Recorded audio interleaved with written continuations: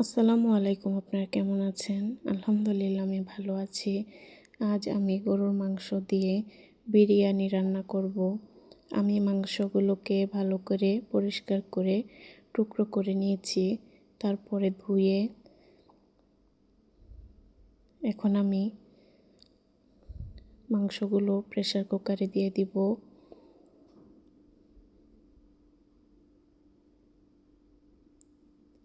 আমি সবগুলো মশলা দিয়ে প্রেসার কুকারে বসিয়ে দিব। এখন এক এক করে মশলা দিয়ে আমি এখন মাখিয়ে নিব।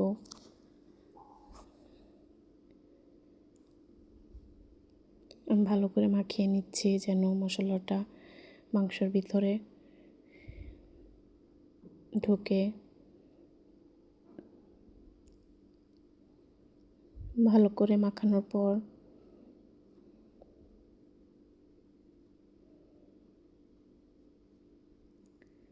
আমি প্রেসার কুকারে ঢাকনা দিয়ে ঢেকে দিব। একটু পানি দিয়ে দিলাম। আমার মাংসটা কষে আসছে। এখন পোলাও চাল ভালো করে একটা পাত্রে ভেজে নিব। পোলাও চালটা ভালো করে ভাজা ভাজা হলে বিরিয়ানিটা অনেক সুন্দর হয়, ঝরঝরা হয়। ভালো করে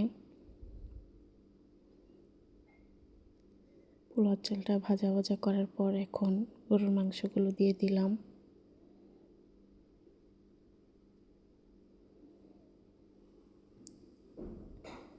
এখন সবগুলো একত্রে ভালো করে মিশিয়ে নিলাম। তারপরে প্রেসার কুকারে মশলা লেগেছিল, এটাকে ধুয়ে প্রয়োজন মতো পানি দিয়ে দিলাম। এখন ভালো করে নাড়িয়ে দিব। নাড়ানো হয়ে গেলে দিয়ে দিব একটু বিরিয়ানির মশলা। তারপরে ভালো করে আরেকটু নাড়িয়ে চাড়িয়ে দিব।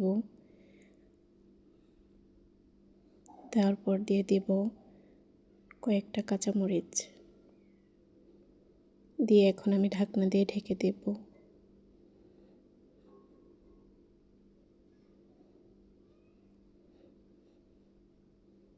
ঢাকনা উঠিয়ে আমার বিরিয়ানি অলরেডি হয়ে আসছে। এখন আর একটু নাড়িয়ে দিব,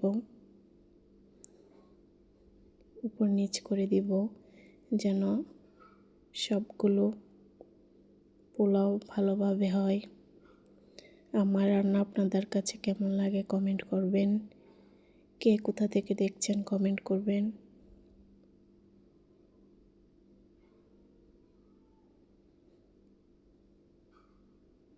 এখন ভালো করে নাড়িয়ে খাবার পরিবেশন করব।